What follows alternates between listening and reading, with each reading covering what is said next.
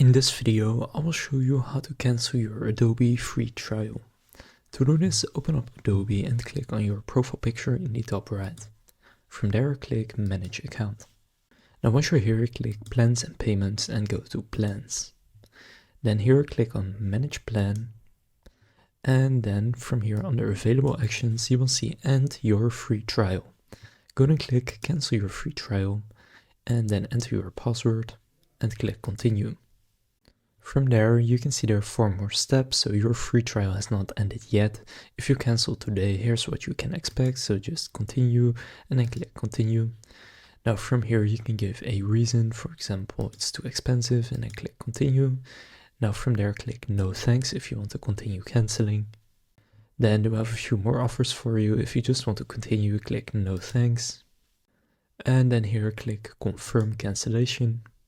And now you can see your subscription has been cancelled, and I have now cancelled my free trial. So that's how to cancel your Adobe free trial.